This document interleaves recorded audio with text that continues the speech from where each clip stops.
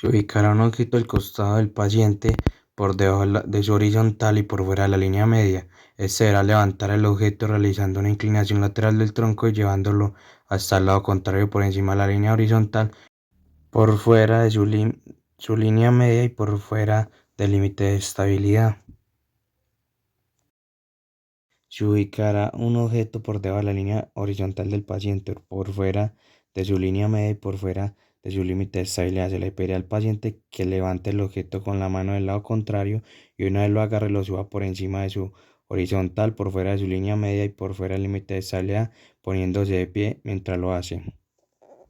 Se le pedirá al paciente que ubique una de las piernas sobre un step y que permanezca de pie con la otra pierna. Se ubicará un objeto al lado de la pierna que está sobre el step. Se le pedirá al paciente que con la mano contraria levante el objeto y lo lleve hacia un lugar por encima de su línea media y por fuera de su línea media, por fuera de su límite de estabilidad. El terapeuta deberá evitar la hiperextensión de la pierna. Se ubicará un objeto al costado del paciente y se le pedirá que con la mano contraria lo agarre y lo lleve hacia el lado de la mano con el que lo agarró, por encima de la línea horizontal, por fuera de la línea media y por fuera de su límite de estabilidad.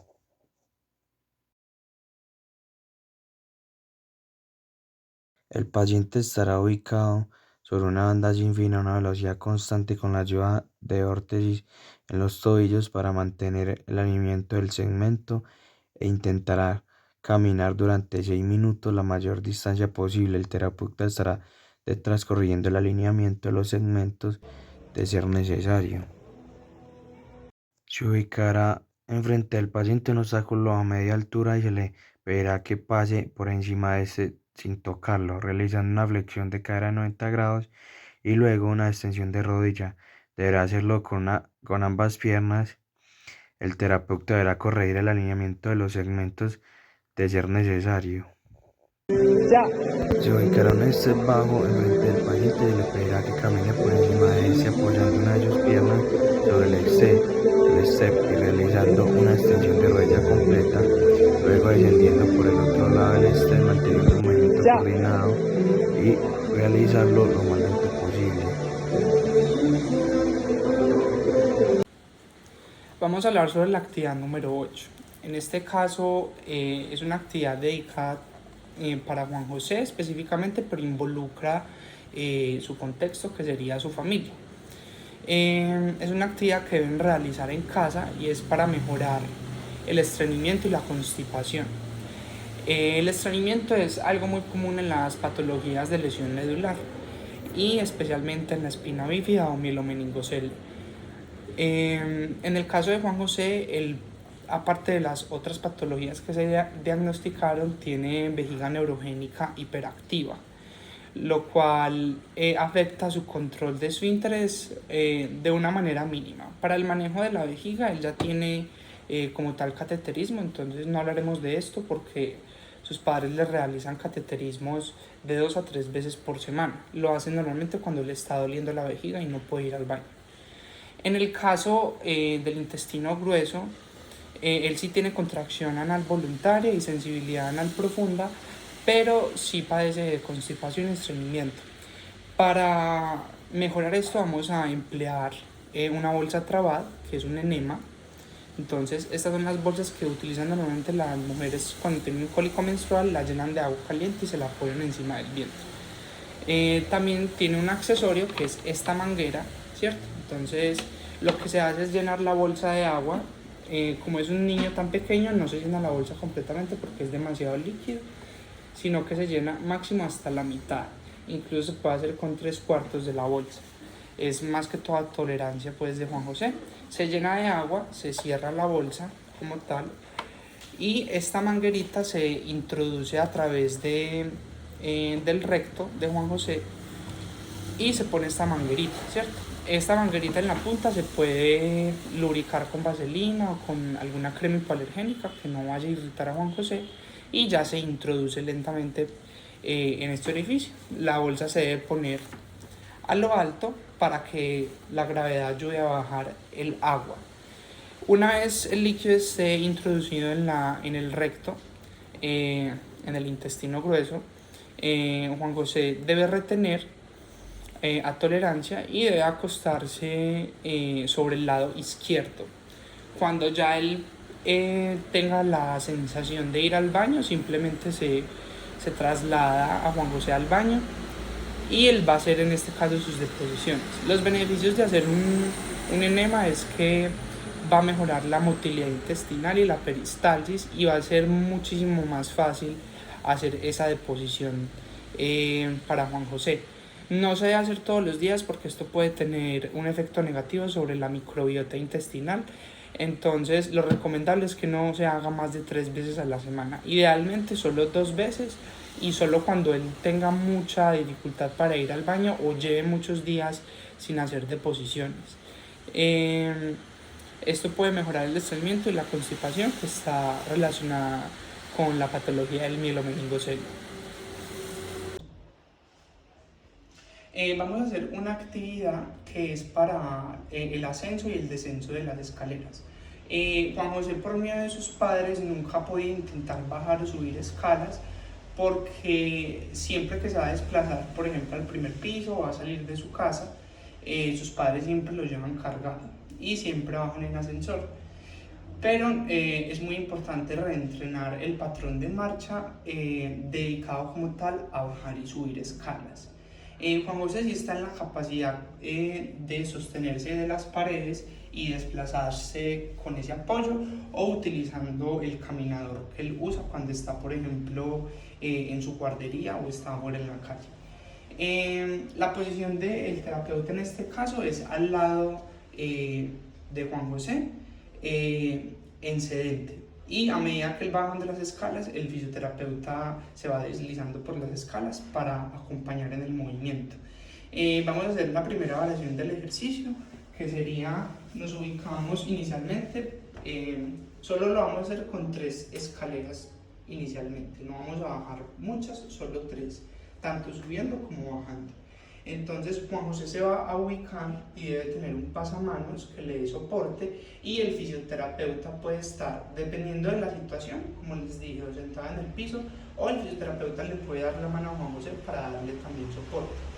Juan José inicialmente pues se va a parar en su posición natural y lo que va a hacer el fisioterapeuta a nosotros es acomodar la base de sustentación para que sea un movimiento alineado. Como tal es simplemente bajar escaleras y cuando llegue al final lo que va a hacer Juan José simplemente es darse la vuelta e intentar subirlas.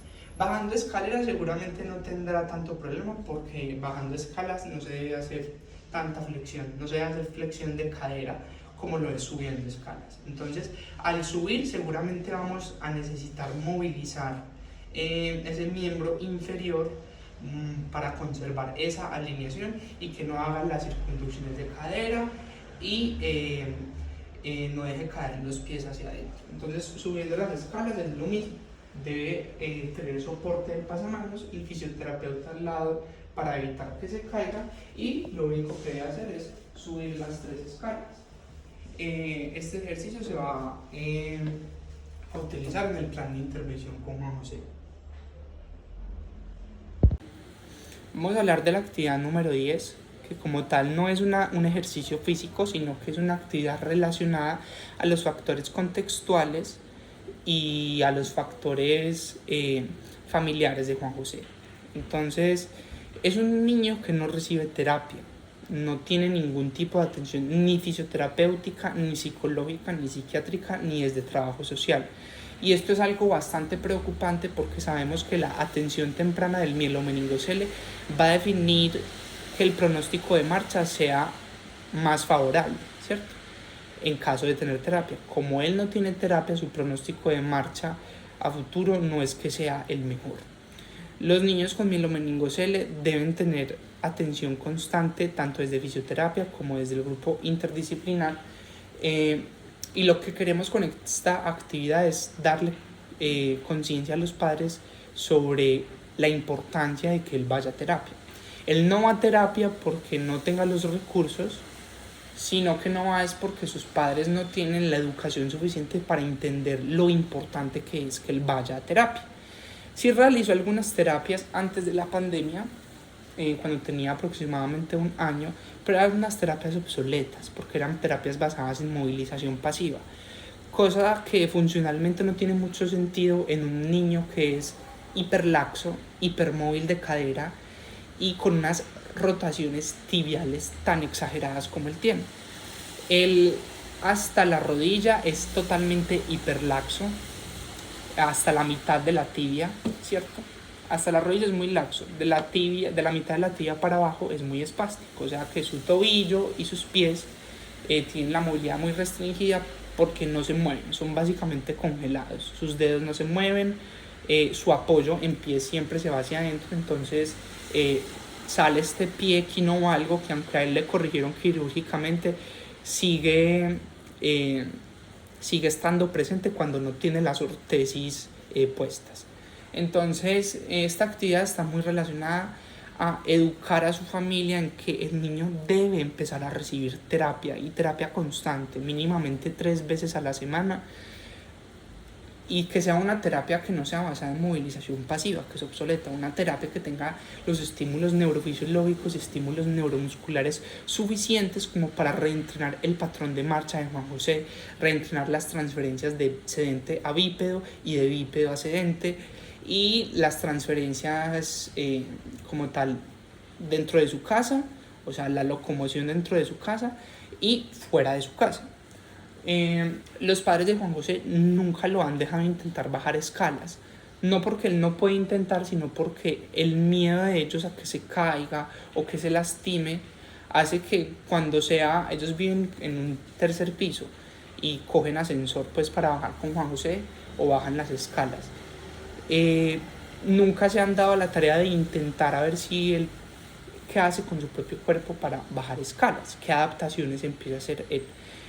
Por miedo, no por funcionalidad, porque si tú ves a Juan José jugar en el piso, él es extremadamente funcional con sus brazos y es extremadamente funcional a la hora de hacer transferencias, o sea, a la hora, por ejemplo, de subirse a un sillón, de subirse a una silla que no sea tan alta, él lo puede lograr con facilidad por su propia cuenta, obviamente con supervisión, pero es capaz de hacerlo. Entonces, lo que quería dejar claro en esta actividad es que debemos digamos que se hace una intervención fisioterapéutica normal con el niño, en donde se incluyen ejercicios de movilidad, estímulos neurofisiológicos, reeducación del patrón de marcha, y al final de esas sesiones cabe mucho hacer un enfoque interdisciplinar con una persona de psicología o trabajo social para hacerle entender a los padres que Juan José debe aprender a ser un niño independiente y que ellos no van a estar ahí para el resto de su vida para hacer cada pequeña cosa que a ellos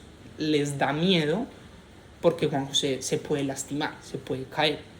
Entonces, es más de hacerles entender a ellos que él puede ser un ser humano funcional, que él no tiene que estar dependiente completamente de lo que ellos hagan, sino que él puede crear adaptaciones de la mayoría de sus actividades de la vida diaria por sí mismo y valerse por sí mismo sin la ayuda de ellos.